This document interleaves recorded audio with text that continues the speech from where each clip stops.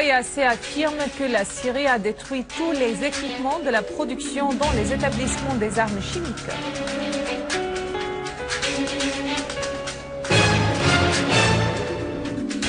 L'armée arabe syrienne continue de s'avancer et pourchasse les résidus des terroristes.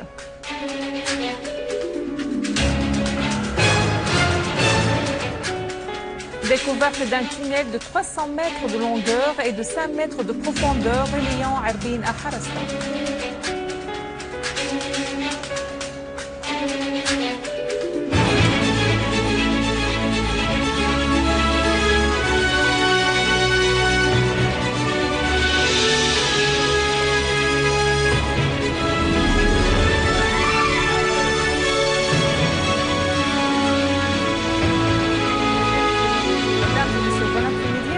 Avec nous. L'Organisation pour l'interdiction des armes chimiques OIAC a indiqué que la Syrie avait détruit tous les équipements de la production et du mélange dans les établissements des armes chimiques dans le cadre du programme défini pour éliminer ces armes.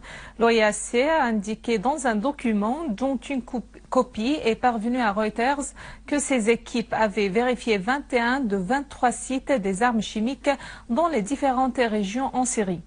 L'OIAC a précisé que les 2 derniers sites n'avaient pas été inspectés, mais les équipements s'y trouvant ont été acheminés aux autres sites et ont été inspectés. L'OIAC a fait savoir qu'elle avait vérifié la destruction de tous les équipements de la production et du mélange dans les 23 sites précités. À noter que l'OIAC avait assuré la semaine dernière que la Syrie s'était engagée au délai défini pour neutraliser les armes chimiques.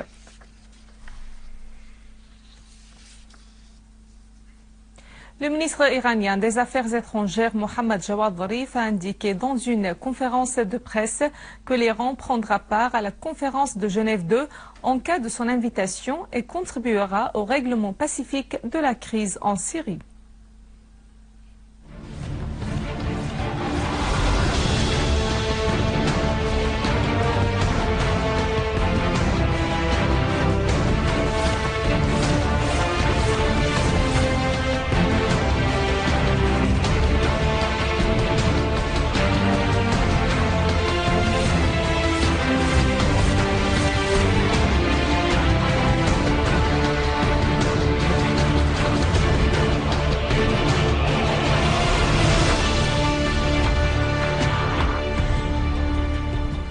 Sur le terrain, des unités de l'armée arabe syrienne ont détruit un atelier pour la fabrication des engins explosifs au nord-ouest de Yabroud.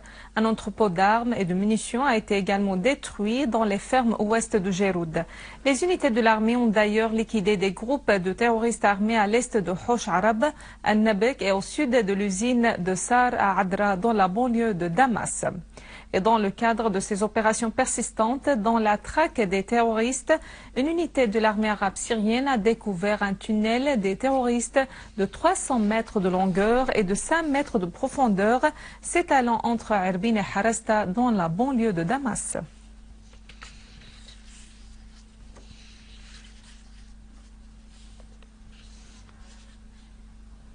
À Homs, des forces armées ont arrêté un groupe terroriste armé à Zara dans la banlieue de Talkalar et détruit un canon d'un calibre de 23 mm. Parmi les terroristes arrêtés, le chef du soi-disant bataillon de Jundullah. À Alep, des unités de l'armée arabe syrienne ont détruit des rassemblements de terroristes à la périphérie de la prison centrale et de l'hôpital d'Al-Kindi, ainsi qu'à Dar Ta'azza, et détruisant des repères des groupes terroristes armés, des lance-roquettes et un mortier dans les 2 villages de Jdeide et de Kouéris.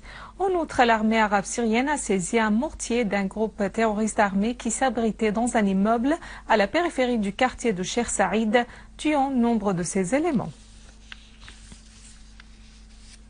Dans la banlieue d'Idlib, des forces armées ont détruit des véhicules chargés d'armes et de munitions sur la route Bennesh-Taoum et aux alentours de la ville de Saraqib. Tous les terroristes à bord de ces véhicules ont été tués. Toujours à Idlib, précisément sur la colline d'Al-Mastouma, sont positionnées des unités de l'armée arabe syrienne Plusieurs tentatives des terroristes de couper les routes et de contrôler ce poste stratégique ont été mises en échec. Cette colline surplombe les deux villes d'Idlib et d'Ariha jusqu'au mont d'Al-Arba'in. Les points de garde et de contrôle de l'armée arabe syrienne établis sur cet axe sont protégés depuis la colline d'Al-Mastoumeh. En Irak, le gouvernement du gouvernorat de Babylone a dévoilé l'infiltration de terroristes kamikazes de l'Arabie Saoudite, du Qatar et de la Syrie dans la zone de Muthallat al-Maut pour y perpétrer des crimes sanglants contre les visiteurs religieux au mois de Muharram. De même, les gardes frontières ont abattu 27 terroristes qui tentaient de s'infiltrer de la Syrie à Al-Ratba et à Al-Qa'im pour prendre fuite des frappes de l'armée arabe syrienne. Au Liban, une charge a explosé lors de son désamorçage dans la zone de Shtoura à Bekaa sans faire de victimes. L'agence nationale libanaise de presse a indiqué qu'une charge avait explosé alors qu'un groupe d'ingénieurs des forces de sécurité libanaises l'a désamorcé derrière l'établissement d'Al-Moussaoui dans la zone précitée, soulignant que l'une des voitures a été endommagée en raison de la déflagration. À noter que l'armée libanaise avait saisi un véhicule chargé d'armes et de munitions à proximité des frontières libano-syriennes et livré les personnes arrêtées aux services spécialisés pour enquêter avec eux.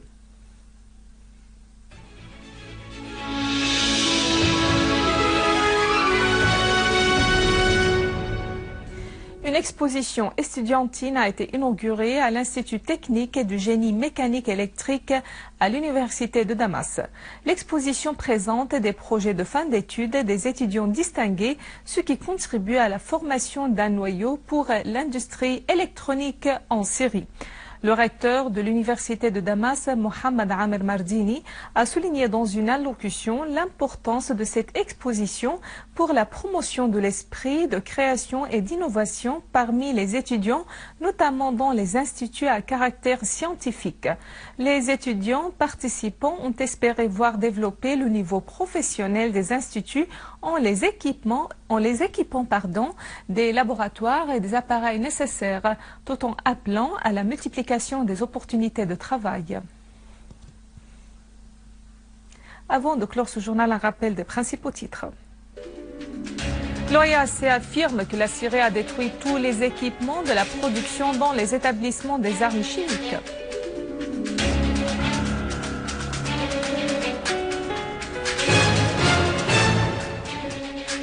L'armée arabe syrienne continue de s'avancer et pourchasse les résidus des terroristes.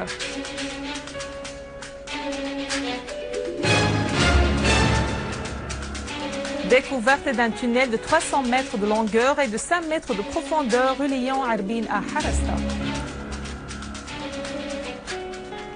Mesdames et messieurs, c'est la fin de notre édition. Pour la revoir, visitez notre site web syriaonline.sy. Merci à vous, merci à toute l'équipe de rédaction et de technique. Au revoir.